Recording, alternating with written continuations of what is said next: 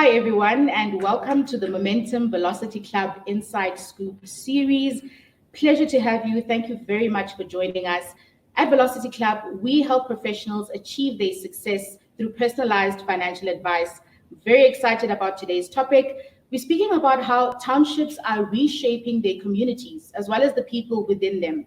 Now, this is a topic that speaks to us personally as a brand because we value investing in our people by creating platforms such as this one, where we come together to learn, unlearn, and share experiences as we pave our way to success.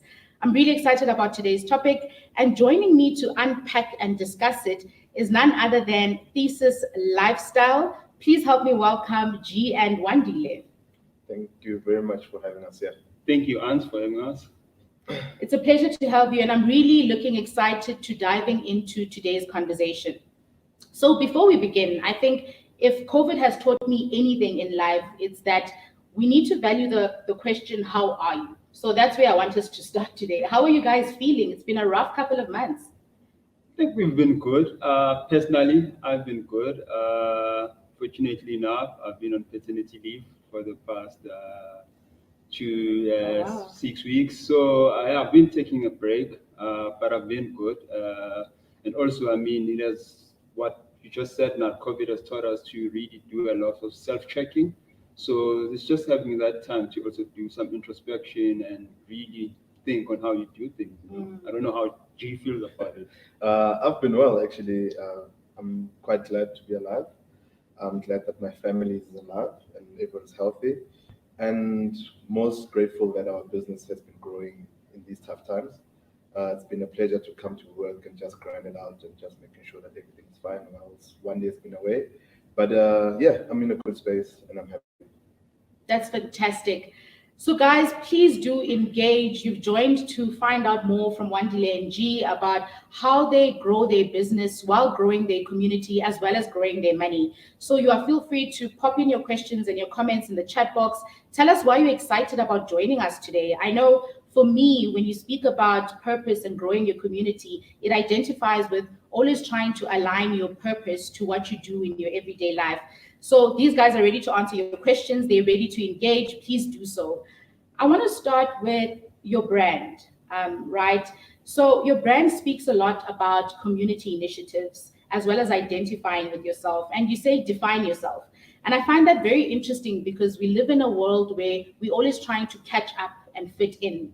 But you guys proudly say define yourself. So I want you to unpack, one, how would you define yourselves as individuals, as well as how would you define your brand? Okay, as an individual, I mean, going back to defining yourself, you have to be who you are and be proud of who you really are. We are in a world where there's a lot of followers. People are just influenced by everything that they see. But being who you are, I think there's something special with that. And I think that's what we thrive for as a brand, to inspire people to really dig into themselves and define themselves. And I mean, also with our business is that we've always said this, our business is like a reflection of who we are. Whatever our passions that we do, we try and impart them into our business. So we always encourage people to really be true to themselves and be as authentic as they can. You know? G? There's not much to add to what Wendy has said, but as an individual, I mean, it's always a matter of reflecting where you come from and being grounded by your principles and your values so that you remain grounded as you try to define yourself. Like Wendy touched, it's a matter of once people try and influence you and people try and get at you sideways, just make sure that you know who you are and what you stand for and just keep living your truth. So guys, if you're familiar with Thesis Lifestyle, you know that they are a multi-dimensional phenomenon. These guys tap into a number of creative initiatives. There's events, there's social impact, there's also clothing and fashion. What inspired you to actually grow your business and expand to these other areas? I think when we started 15 years ago is that we started as just a clothing brand, and to expand we had to really try out new things and put into the brand. So we started as a clothing brand, and from the clothing we went to retail, of which we say our brand is just separated in 4 quadrants. So we have the 2 top quadrants, which is retail and clothing, and then the bottom 2 quadrants, which is events and social impact. So even the social impact and the event, it's quadrants that we added as we try to find way in this journey of entrepreneurship. We did events just trying to market the brand. We used to have what we call the Thesis Social Jam Session, which was a platform, for creatives. So as a brand, we've always stood for really giving peers a platform to express themselves.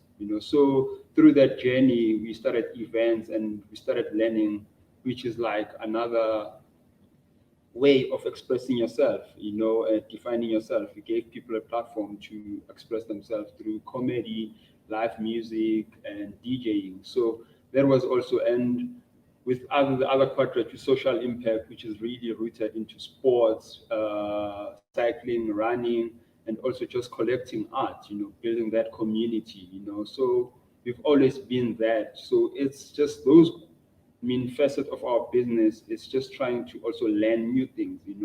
We strongly believe in investing in ourselves. So we will take money from the top 2 quadrants and invest in the bottom half of the business. And with that, we try and bring other people around us to express themselves. I don't know if G has more to add on that. I think what's been very successful is the fact that we're lucky enough that the bottom 2 quadrants give us the opportunity to collaborate with people. So and by virtue of collaborating at the bottom 2, which is the events and the social impact, we're able to bring that to the top, which is the clothing and the retail. Because what we've been driving for the past 5 to 6 years is the fact that whoever we collaborate with, if we get to a point where we are able to make clothing, we can be able to retail the clothing. It's not like we do a lot of free giveaways and stuff like that, but to make sure that people are able to interact with the brands that we collaborate with. Yeah. It's very interesting. Someone in the comment section is saying that Thesis is so consistent as a brand. And I really like that, because I want to ask, if you are doing a number of initiatives, right? You're obviously passionate about each one for its own purpose. But I know that sometimes when you juggle too many balls at the same time, they may fall over. But this person is saying you guys are very consistent in making sure that you deliver value in whatever you do. So tips to people who are trying to look into other avenues and other dimensions. How do they keep all those balls in the air? For one, the benefit of Thesis at this moment in time is the fact that it's me and Wandile. Then we've built this team around us that we've got social media manager, we've got the team that works at the store whilst we're here. By virtue of building that team, then we are able to delegate work to other people to make sure that everything is running smoothly. But also what's quite important is the fact that we've made sure that we keep remaining authentic to what we do, remain on schedule, and just plan ahead so that you don't have to find yourself lost trying to juggle all these balls in the air. Yeah. And we've never lost focus of our core business. Yeah. When we started this business, we always knew that we wanted to sell clothes. So that's our core business. So even whatever that we do, it must still link back. Even the collab that we do with other brands is that they must link back to product. Product is really clothing. And then that clothing moves to retail. So it's just never losing focus of what your core business is, for what pays bills. We've been banned before.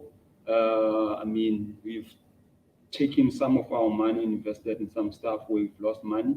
But I think it all boils down to passion as well. There's always this cliche saying that choose your passion and never have to work a day in your life. It's always been like that. We, in as much as we wake up every day, go to work, we're still driven by passion. We're still driven by the love of doing what we're doing. And we've never really lost the drive of just trying to get better every day, and it's just a matter of every day is an opportunity for us to do better and grind it out hard. I agree. And I like the comment coming through about a balance between making a profit, collaboration, as well as social impact. I think it's a beautiful balance to have. And just to recap on the tips you've just given us, I'm hearing a lot about good teamwork. So find the right people to work with. And you guys also emphasize people a lot in your conversations and helping them and allowing them to have a platform to express themselves. So you are obviously inspired, and your success is due to how you've been able to successfully collaborate, which I think is a great thing. How have you been, one, how have you guys collaborated with other people, and how have you managed to make that a success? I mean, firstly, it will all depend on the brief that comes in, and also we sit in a position where we know why brands want to be associated with Thesis. They do that by virtue of them wanting to have an authentic feel, but also once we tap into their world, we also want to see how their systems work. Because if you're going to work with a big brand like a Nike or a multi-global brand like a Red Bull or a Jägermeister, you get to understand their systems and how they work, and we try and interpret that for our business so that we can continue building on our 100-year plan. And essentially, once you're in that system, what you learn is not just how people work, but also how do we make our product and ourselves better? Because a collaboration like with Jägermeister, they keep pushing us to bring out better product. By virtue of better product, it means we must also do a lot of quality control. So that's what we keep learning. Personally, I know that's what I keep learning. Mm, mm. Yeah. I like that. So you are not afraid. I mean, it's only the both of you, like you said, as the core team, but you're not afraid to dive into knowing more, Yes. Doing your research and making sure you're aware of what the expectations are, you're aware of what your expectations are to deliver in order to deliver that high value. And I think it's an important lesson to actually have in the business. I like this interesting question. It says that while we're still speaking about the brand, it says that how do you move forward when the core is not okay? And how do you surpass that and sort of improve and continue? Many times before the core it always gets a beating. Yeah. But I think it's just a matter of sitting down, and I'm more of the numbers guy. So I'm that guy who would sit down like at the end of the month and just look at what was our bestseller and really go back and look what did we do to make sure this is a bestseller. And also, I mean, I've always believed in this. The more you talk about something, the more it gets traction. So it's all about, I mean, in as much as we having so much passion in what we do, it's a business, is a numbers game. And I've always said this, it's more of a sales minus cost of sales. It kind of gives you the picture what your business is doing, and never lose focus of that. And I always try to do that whenever we having so much fun, but I would be like, gee, hey, I think we're losing focus here. At the end of the day, we need to grill this and make sure this is working. So it's also just doing an introspection as a person, and also not forgetting why you started getting into business.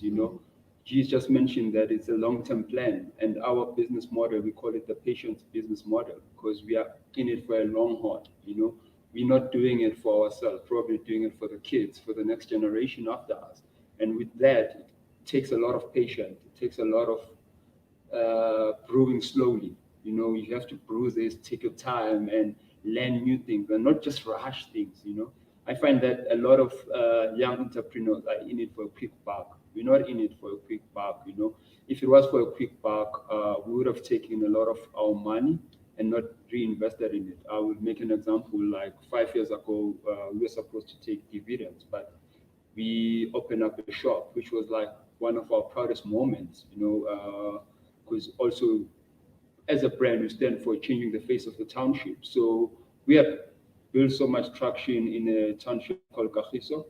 And then with that money, we took it and we took a dump site, put in a container, and just changed that space, And yeah, and we were caught up in the idea of having another store instead of running a business. And that store went bust, So that was also a learning, In a way, we lost money, but I think there were more lessons that we took from that whole business plan and business model. That today we took that store, brought it back into Soweto. It's in Orlando now, and we are managing that store better than what we did the last time. So it's that journey of trying to do an introspection and learning new things, and not to be afraid of really investing in yourself and also giving back to the community. Because it's like when we closed that store, it was just the hardest thing to cut jobs. It's, as an entrepreneur, everyone will tell you, and I think during this time, a lot of people have lost jobs. A lot of entrepreneurs to close shop, and it's harder than losing money, having to tell people to not to come back to work. So it's one of those lessons to say, you know what, I don't want to repeat this.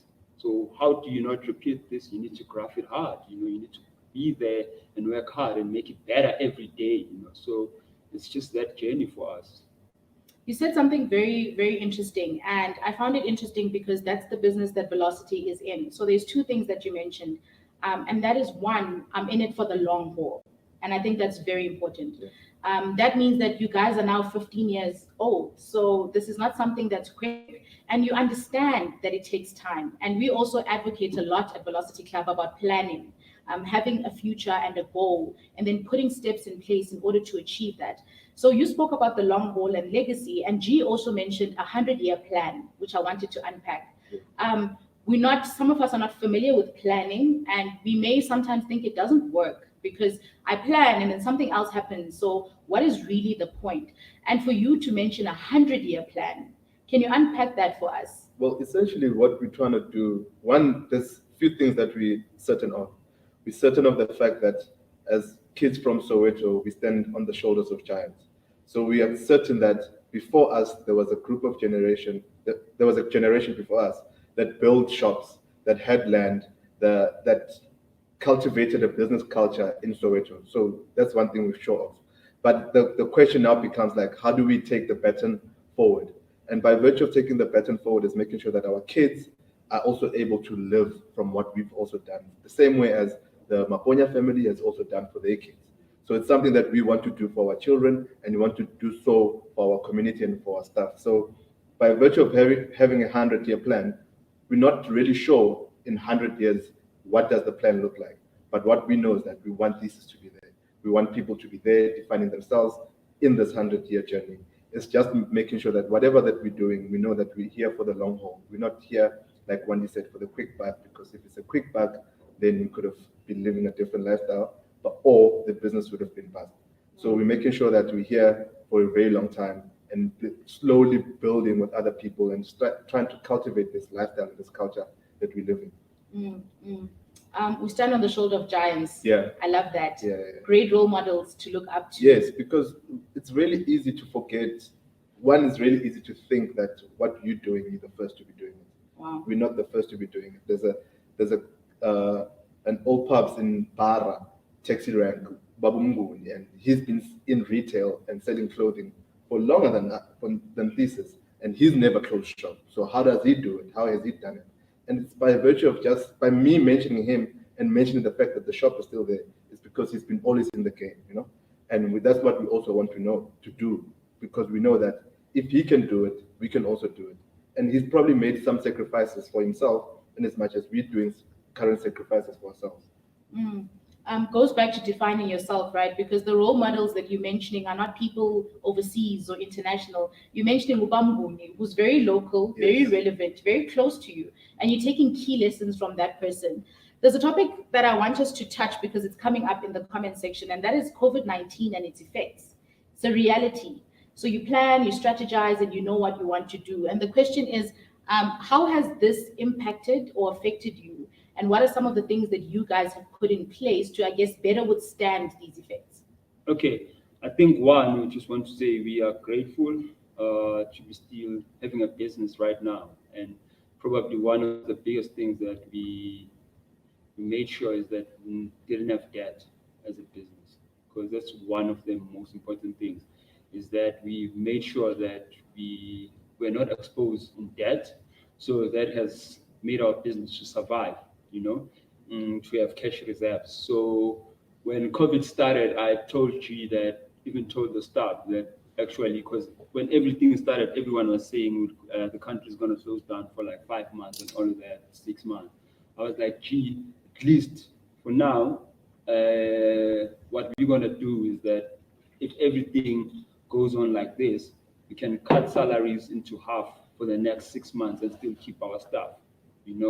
We're not going to be that business that, because I find that a whole lot of businesses that are closing, it's not that they're closing because they don't have money. It's just owners wanting to go away with money and not really taking care of their staff, And I was like, whatever reserve that we've got, we're still going to try and play it out and keep it in the business, and keep our staff. Fortunately enough, we only closed for 6 weeks, and then everything else was reopened. So when we reopened, also going back into what the moves that we did last year, we launched our online store in October.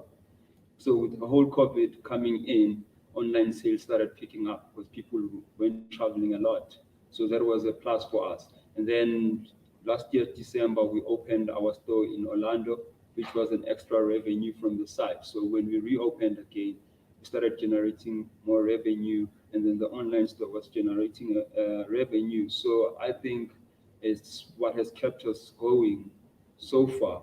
But and just not changing the formula. The formula is always open the shop, make sure that you're there every Stick to the day. plan. Yeah, so that's what we've done. We didn't do so much, except making good decisions last year, of which are really taking us forward right now. And also, 2 years ago, we almost lost the business when we came and changed around the business. Is that we found that the importance of us having cash reserves and not having debt is what also keeping us going now. Because had COVID came 2 years ago, I don't think we survived. Wow. But timing and all of those things, that's why I'm saying we are grateful, And guys, we're going to unpack a bit about the lessons that Wandile is talking about from 2 years ago. And I like that statement. Had COVID arrived 2 years back, we probably wouldn't have survived. So I'm very interested in diving into what has changed. So what are these things that you realized and then learned from in order to move forward? But we'll get to that. Let's talk a bit about the community and the people. So the topic was grow your business, and we've realized how you guys have grown your business. How about growing your community? What are some of the initiatives that you've been involved in that space? First and foremost, the way Thesis defines community is that our core community is our customers, or what people call customers. We call them a community. The second community is where the business plays in terms of a lifestyle element to it. So how we've grown the community is that at the beginning, when we started the marketing initiative through the Thesis social jam sessions, is that we got the creative community into the business. So they became our customers, they became our advocates, but they also became our co-collaborators, because by virtue of having this social jam sessions, we were having signed and unsigned artists onto this platform, which was essentially a jam session happening from inside the store to outside the store. And at peak, it had like 1,000 people in like a park jam, if you want to call it that. And then we moved from that after we closed that in business by virtue of the law and how the law operates in Joburg. Then we got into the running element through this Thesis Run crew. And with the Run crew, we were able to gather a group of people to come run every Saturday morning. Not only was it a benefit of the healthy lifestyle, but also it was just like us growing this community again and making sure that people understand that we've moved away from the nightlife, but also into this morning, daytime vibe.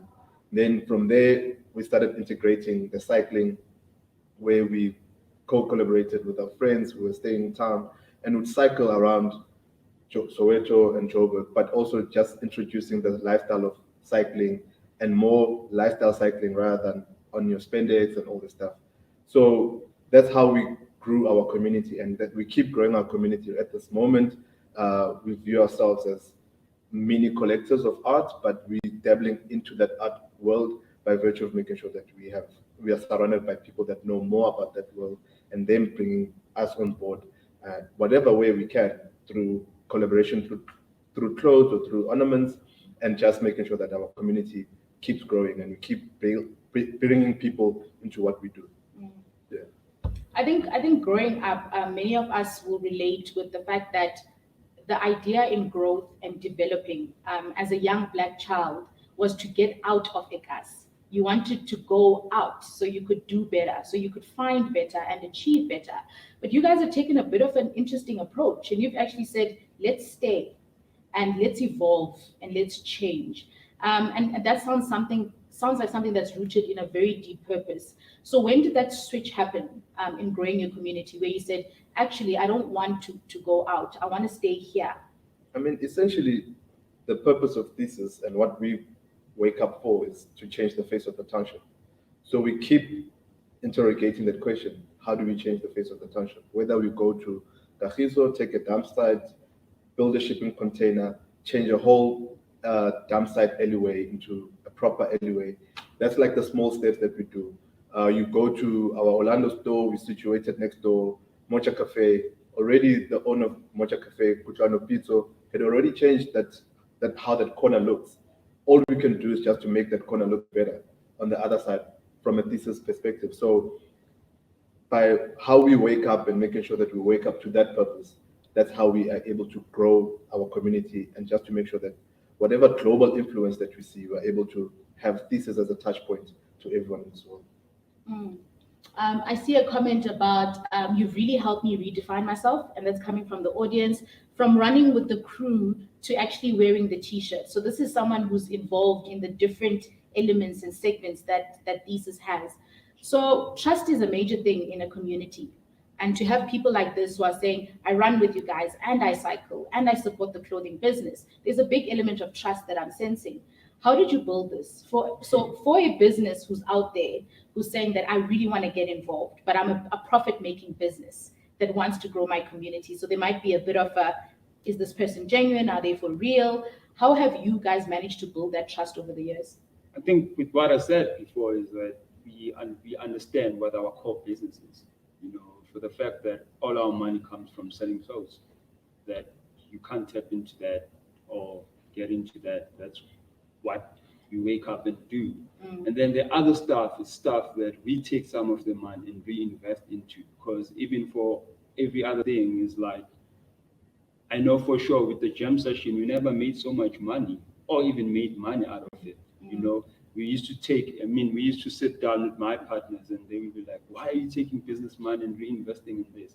But I was like, long term, you know, this is just going to flip the brand. And it did flip the brand in terms of building that community, people that trusted the brand, because we used to invest into people's careers. We need to give artists the platform to express themselves. So I think also trust is built through those kind of things where you are open up as a person and knowing that you're doing things genuinely and not really chasing the buck. You know, we know where our buck comes from. You know, we know when we sell bucket hats, t-shirts, that's where the money is coming from. And also the honesty of knowing that we're still there every day, waking up to make sure that we make that space better.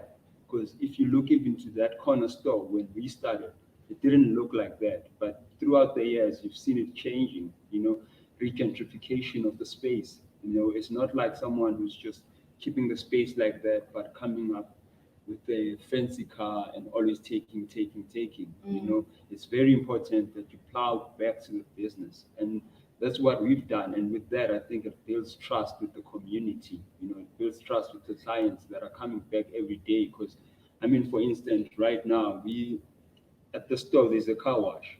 You know, people will say, that's our car wash, but it's not our car wash.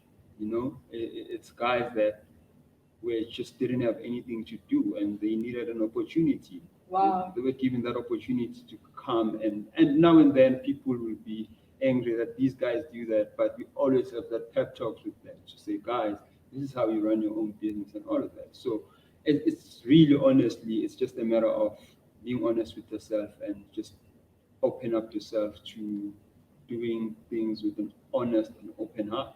You know, there's that social entrepreneurship element, I think, in us, in running our business, because I think if we were to wake up every day and be those capitalists, I don't think we would have sustained ourselves for this long.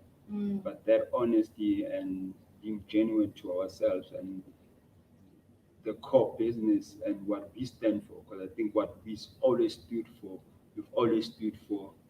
reinvesting into the greater community and making sure that everyone walks forward with us. You know, we can't leave people behind, even though sometimes people, you know, we humans, you know, we fight, we do all those things, but I think the common goal is always, we always need to move forward and make sure that we get better as people.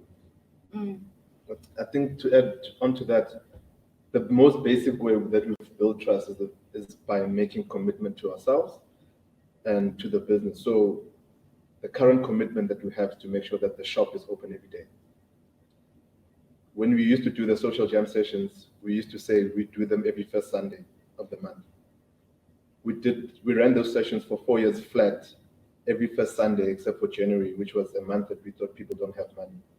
But we always made sure that for 11 months in a year, the jam sessions were on. When we used to do the run club, we made sure that every Saturday. So those small commitments where we say every Saturday, every day, every first Sunday, that's how we build the trust, because it means that we are able to show up. The brand is able to show up, because even if you don't see me running, or you don't see Wandile coming to cycle, or you don't see Wandile at the shop, the commitment of Thesis, the person, has said, my doors will be open every day, and those doors are open every day. I think it ties in very interestingly to the way we think at Velocity as well. There's something that a member of our team likes to say, and he says that change something every day, even if it's one thing a month. So if you change one action, you actually get better at doing what you are doing. So take one step forward, which I think is an important conversation here, and also ties into the conversation we were having earlier, Wandile, that when you do something consistently, you get better at it, because you're able to identify that I can now do this better. I can now do this more. And consistency and commitment is what I see from you guys going forward, and what has sustained you. And I like that commitment part of I will run every Saturday, or I will save every Saturday, or will work towards my goal every month, and I'm going to stay consistent to it until it becomes exactly what I want it to be. A lot of comments about respect for you guys as well as a brand, and I think it's understandable. Thank you. It's understandable why. So moving to another topic, Wandile, I watched an interview of yours where you were describing yourself, and you said something very simple, but it spoke to me. And you said that I tap into the creative space, and all I want to do is have fun while making money. And I thought that was a very exciting way of positioning yourself, because I mean, there's so many elements to you and Thesis Lifestyle and what you do, but to break it down to that, I just want to have fun while making money out of it. And I want us to talk about that topic, money, right? It's an important part, because how do you give back to your community when you don't have money? How do you grow your business when you don't have money? What has been your money philosophy so far? Wow, I think it's always been like, for instance, like getting into business, you get into business to make money. That's the first thing, you know. But I think sometimes when you start a business, no business makes money in its first 5 years or first 10 years, to be honest. So the fun element is what keeps you going. It keeps you invested in the business. You know, when you take away the fun part and everything will just wear off, you know, you lose what you got in for. So it's always been that part of making sure that, and what we realize as well is that we are fortunate enough to start when the creative scene, a lot of people went so making money in the creative industry. So we were like, we're going to be the first few generation that will start being creative and make money out of it, you know. So we didn't have rules, you know, and that's what street culture has taught us, you know, is that we had to create our own rules. But I still say the basic rules of money is just sales minus cost of sales. And then the answer gives you a plus or a minus. And when you are always on a minus, you should always ask yourself, why am I on a minus? What can I change to be on a plus? And then when you're in a plus, also never forget why you started doing this. You know, the values, what do you stand for as a brand, you know, as a person, you know. So it's like every day, I mean, I've never woken up and be like, I'm tired of doing this. It's like there's that drive of wanting to do better every day and reinvest in the business and just do what we love. The passion is just what keeps us going. But I think the money side of it is just what's there, but it's not the key driving force. You know, it's just the money side of it. It's like I always say, when you do your financial statement, they're more like an X-ray. They let you see what a naked eye can't see. So now and then you need to sit down and like have an X-ray moment, and it's always better to have that X-ray moment with external people that are not really invested in the business emotion, that will tell you where to get off, that you are messing up things. And fortunately enough, I have that team, people that come and then they tell me where to get off. And sometimes I get teary because they like picking up the wound and saying, hey, you're messing up everything. So it's also being fortunate enough to allow yourself to be vulnerable in the business. A lot of people, because we become an owner and then you don't want to be vulnerable, you say, you know everything, I'm doing this for myself. But once you let an outside person who will look into your business without having emotions, it opens up a new world for you, something that you don't normally see. And that actually allows you to be a better person. A lot of entrepreneurs just want to say, I started this is my thing, and then they'll keep it to themselves. And I think that's one of the biggest killers of a lot of ideas, is that people don't allow themselves to be criticized. Now and then I would sit down, and unfortunately enough, that people that are like my critics are my cousins. I would get in WhatsApp, why is this like that? And I'm like, it irks me sometimes, but I know for sure it's not like they are asking that because they want to make me feel uncomfortable. It's the concern, knowing that what I'm capable of, and they want to see me going in that road and never losing sight of what I want to achieve. So it's always been that, so it's never lose focus of that. And that's the bottom line of every business. Every business has to make money. We wouldn't be here for the past 15 years if our goal wasn't to make money. But our values is not really making money and going up. It's to really regrow the business and make it better every time and grow the community. That's what we stand for. I like that you say it helped to get an X-ray vision in from an external force to say, what are you doing? Where are you going? What's going on? And someone who's not emotionally attached. And it ties in quite well with what Velocity does as well. And that is help professionals with that X-ray vision. What is going on? What are your goals? What do you want to be successful in? And what's the plan to get there? But I think the most important thing is it's difficult to know exactly what to fix or what to go if you don't have a good idea of what's going on. And guys, that's why we created a financial health checkup to help you identify those areas. What is missing? What do you need to improve it? And how do you go about doing that? I'm going to share this with you. It's a link. Please make sure that you do complete it. And Thesis is all about defining yourself, right? Defining yourself.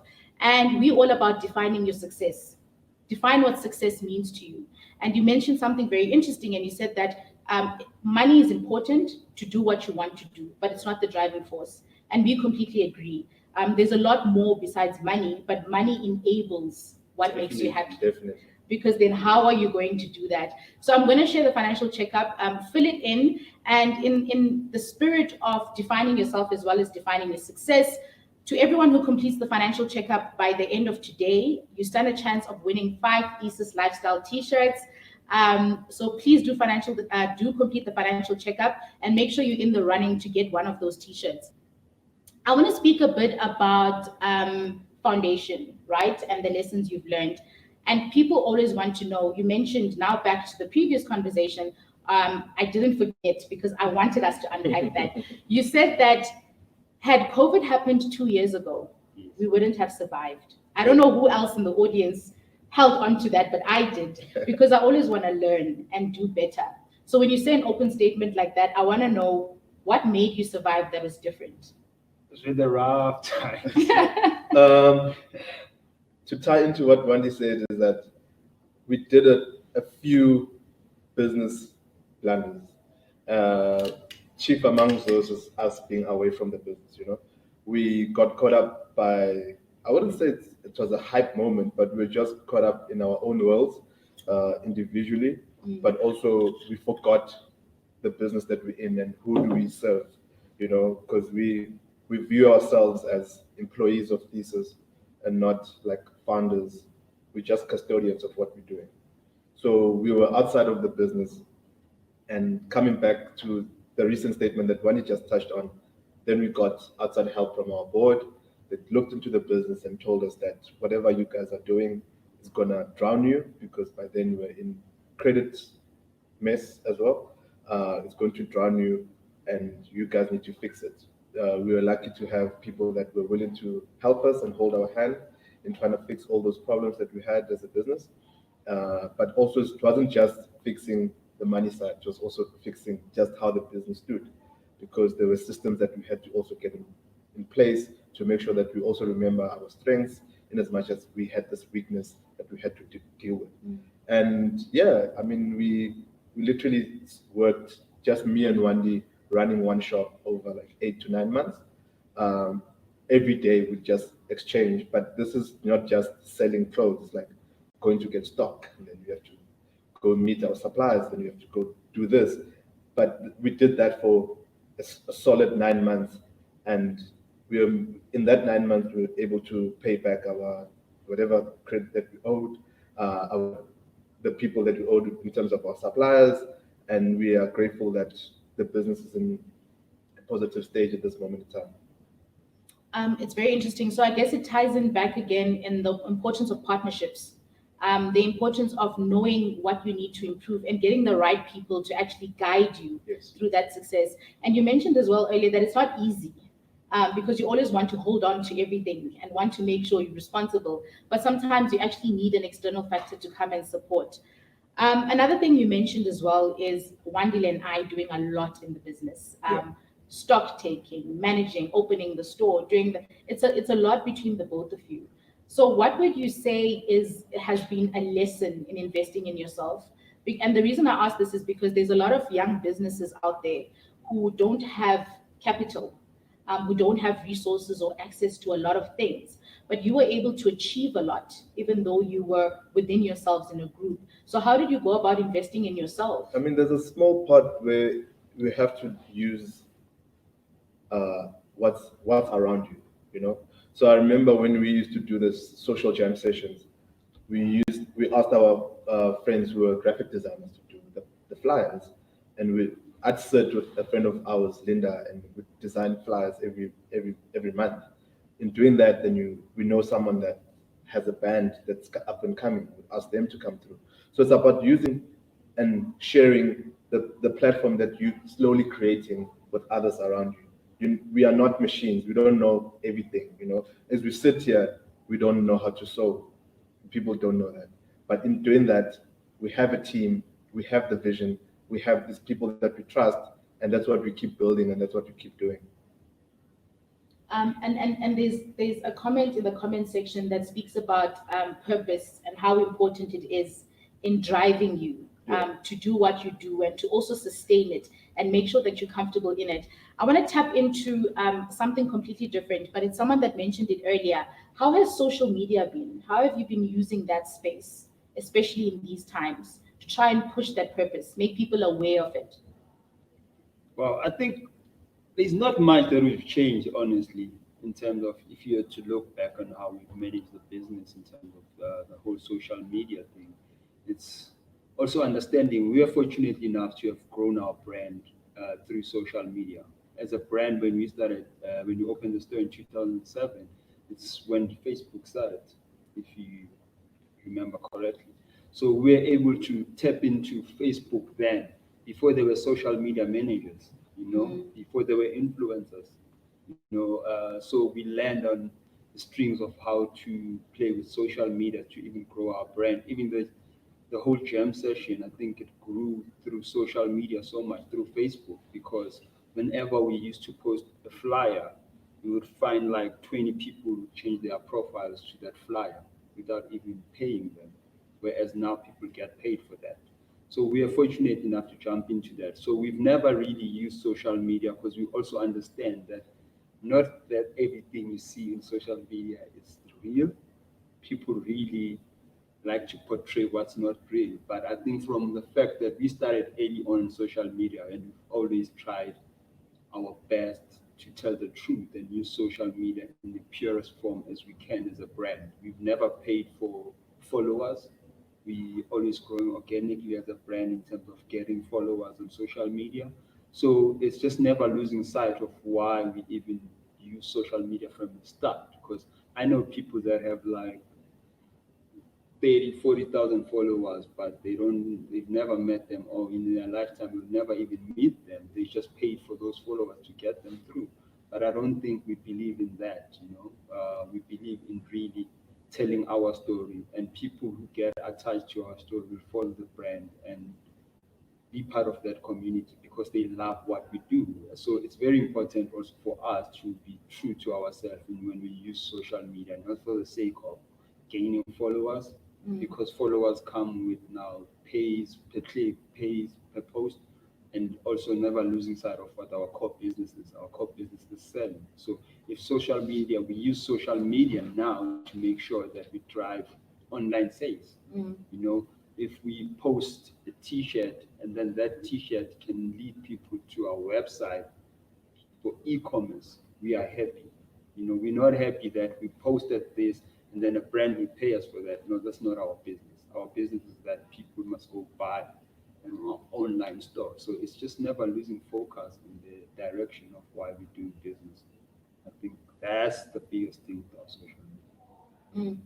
And I think something that he's mentioning, which is important to me as well, is that you're not trying to do everything. So in as much as we may look at the Thesis Lifestyle brand and say you're doing events and you're doing cycling and you're doing this and that, but you're definitely very careful about what you go into. So I think that's an important thing for us to learn as well, from a professional perspective, as well as whatever initiative we're trying to do. And you asked the question earlier, which is, I guess, the constant question that you guys keep asking yourself: are we reshaping the community? Yeah. And I think that, guys, for whatever initiative that you're trying to do, be it grow your community, your business, people, or even your professional career, have that one core question that you keep asking yourself. Am I ... Yeah. Am I leading to this? And what's your question? What are you asking yourself to sort of test yourself across the perimeter for whatever decision that you make? So we really unpacked very nicely growing your community, growing your money, and growing your brand. In doing this, I'm sure there's a constant question of, do I save or do I spend? Do I save or do I spend? Because all of these initiatives need funding. So from a business or professional perspective, and I know some of you are even trying to grow your own brands, not necessarily a business, but you as an individual. What do you use to answer that question? Is it a specific person? So does Wandile always decide that we spend? It's a constant balance. Like, I'm sitting here and I'm looking at this at your sweater, and there's a proud moment to it. The fact that this was printed in-house. We didn't get someone else to print it for us. And again, to the question of, do we save or do we spend? We chose to spend on what's really important. We have this buffer of money, but how do we get to owning the channel of our business? And we reinvested it was a decision that we made again last year, that now we are reaping the fruits of, by virtue of making sure that we bought our own printing studio and just making sure that we can print for ourselves. So it's about making sure that your spends are to making sure that your business can grow, because it's really easy to get caught up in just spending for the sake of spending, but rather spend on making your asset base better and making sure that over time that asset base can make you money or create value for your business. Because should the day come where you want to sell your business, there's a question of goodwill. But what's your goodwill? What have you created that people can say, oh, this is what we're willing to pay for? So what we've done is making sure that most of our spends are into growing the business and making sure that our business is aligned with what we want to do. Also, going back, is that invest in assets, and it's simple. An asset is something that puts money in your pocket. Yeah. Don't invest in liabilities. A liability is something that takes money out of your pocket. So just understand those two things. Investing in buying printing equipment, we're no longer going to take out money out of our business. We're going to keep money inside our business so that we minimize our cost of production. Going back, sales minus cost of sales. So our growth for us this year wasn't really about opening more stores, but it was just owning the supply chain so that our margins are growing. So you just need to also look into those things and like I say, you need to take your time sometimes. Also, I think we're also fortunate enough when she spoke about the systems. We use a POS system called Untitled. That's like the best thing that has ever happened to our business, because it kind of collects all of this data that we take out every end of the month, and we analyze it to say, oh, this and this and this and this. And then from then we can make informed decisions based on that. So even for us to realize that we now, okay, for the past 15 years, we've been paying this guy doing our printing, and the value of our printing is this much per annum. When you look into the numbers, like, oh, but printing equipment really costs even like 25% or 10% of what you are paying.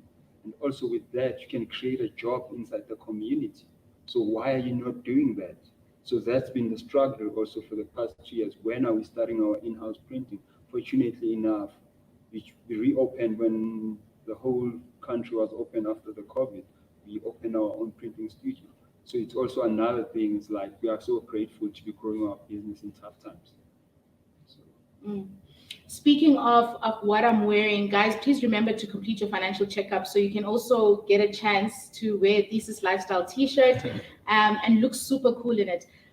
What's interesting to me and what I find as the scoop in this conversation is the fact that when we look at how cool you guys look, you don't think that there's a numbers conversation in the background.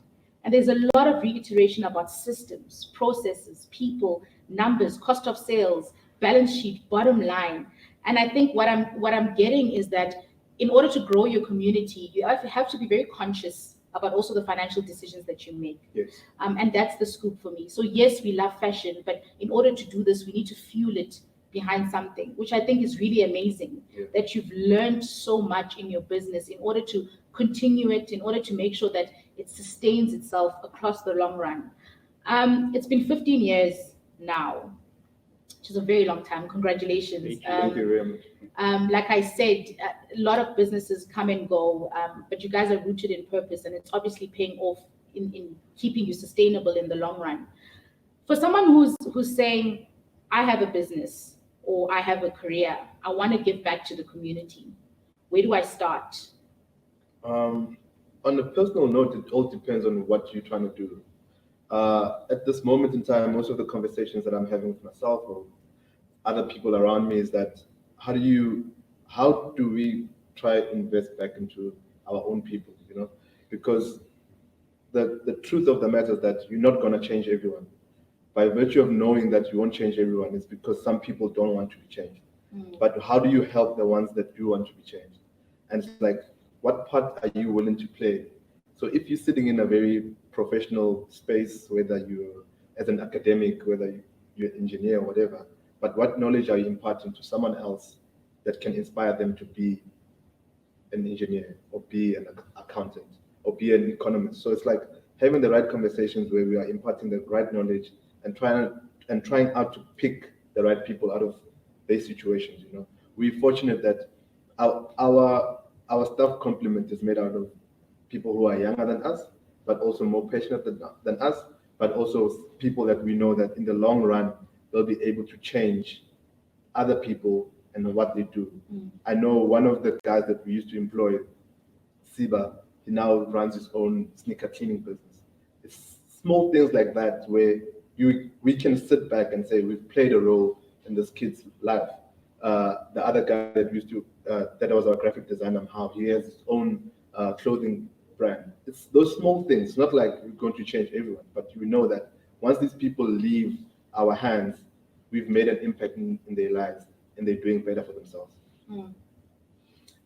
So there's a lot of comments about community and trust, as well as making sure that, I guess, you're accountable to what you do and what you've decided to do. Flonnie is asking, what was the tracking system that Wandile just mentioned? What is it called? Humble Till. Humble Till. Yeah. It's called Humble Till. Yeah, it's a POS system that we pay a monthly subscription to. It's got a nice data analytics to it. That's what it's called. Cool. Thank you. Guys, thank you so much for such great insight. Yeah. Thank you so much for such great insight. And also thank you for being honest. Yeah. I think it's very important that we know what the lessons are to be learned. And when you position them in such an honest place of this is what we did wrong, this is what we worked for us, and this is what we hope to improve in future. And now I want to talk about where to for Thesis from here. I know there's a 100-year plan and there's lots of things to be done, but what's next that you guys want to venture into? What we've ventured into, like we've just mentioned, like first thing, we will not stop investing in ourselves, so we've started like an in-house printing, which can turn out to be a business on its own. We just had our first clients like last week, people that have put in work, they want external company that wanted us to print for them. So it's also focusing in that, growing that business, and also focusing at growing our online store. We just want to see our e-commerce business growing, making sure that our store in Orlando survives, because it's more like not even a year old. So that for us doesn't count in the 15 years. It's like a new business that's like, it's less than a year. That must survive for more than 15 years as well. So it's making sure that we look into that, making sure we open the doors, we make that store work. And also we've got like, with the whole online e-commerce business, we've realized that the content side of things is everything in that. So we are baby steps building what we call Thesis Media. So we won't say much about that, but it's really there also with a big focus for us. It's just like focusing at building the Thesis Media side of the business. And it's just making sure that our content and our e-commerce. So also everything boils down to what? Our core business. We want to make sure that we sell more clothes. So we still want, we're going to have passion, fun. Sorry, we're going to have fun in building those businesses. But it's like we never lose focus of what our core business is. Because with the media side of things, there's so much creative stuff that needs to be done. And there's so much fun, when you look into the things that, opportunities that are there and collaborations that need to happen to make that kick and make sense. It's like, wow, there's so many opportunities for us. So, I don't know if there's something cheap like that. Yeah, I think that's all the plans that we have. Hopefully get land in the township and just build a master HQ where we can build this Thesis Lifestyle so that people can see it, whether it has another Thesis kitchen, whether it has a printing shop, we'll see. But the most important part is that once we have this land, we can build how Thesis should be, this Thesis village, I guess. Thesis village. It sounds amazing. It sounds like by the people, for the people, do it with the people, right? Which is a very important part as well. And I think you mentioned for something very important, and that is if you all the people that you have assisted in growing the community have also grown. Yes. Right? So guys, if you want to invest in your community and in your business, allow the people within that community and business to also grow and flourish. And that's how you have the ripple effect of growth and development going forward. It's been a very exciting conversation. I think there's a lot of insight that we've learned in how you position yourself and how you position your business. And I think if anyone was doubting, I was saying to Wandile earlier that sometimes we think it's a choice between passion and work, passion and profit. You have to choose one and leave the other one.